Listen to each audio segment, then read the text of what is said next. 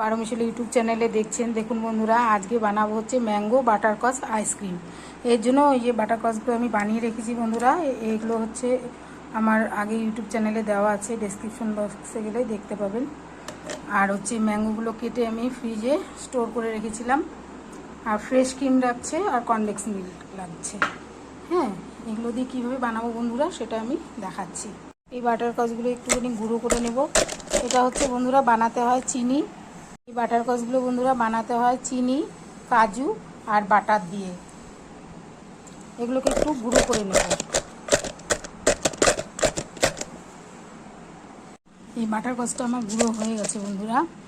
এটাকে স্টোর করে অনেক দিন রাখতে পারবেন, 1.5 মাস, 2 মাস, 3 মাস, যতদিন খুশি আপনারা ফ্রিজে রেখে যখন খুশি আইসক্রিম করতে পারবেন। এই আমগুলো যে কেটে স্টোর করে রেখেছিলাম বন্ধুরা, সেটাকে হচ্ছে মিক্সিতে একটু ব্লেন্ড করে নেব।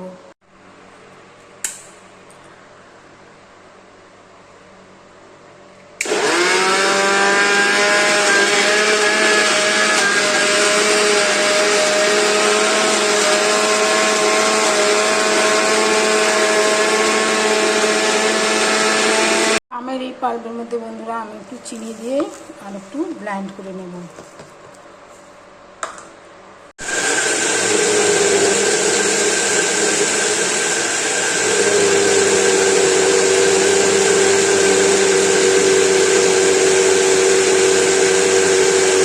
আমার ব্লেন্ড করা হয়ে গেছে বন্ধুরা আমের পাল্প আর হচ্ছে চিনি।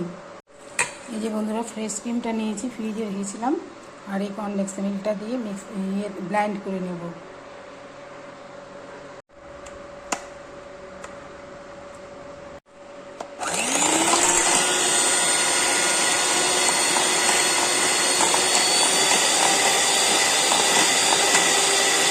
আমটাও ধুয়ে দিয়েছি বন্ধুরা। এখন একটু বাটারকচ দেবো আর একটু ফাটাবো। এর মধ্যে হচ্ছে একটু বাটারকচ দিয়ে দেবো আর উপরে গার্নিশের জন্য একটু রাখবো।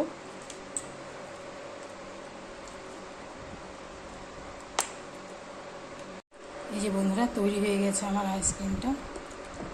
গ্রেভিটা এরকম হবে। এখন আমি এটার মধ্যে ঢেলে দেব।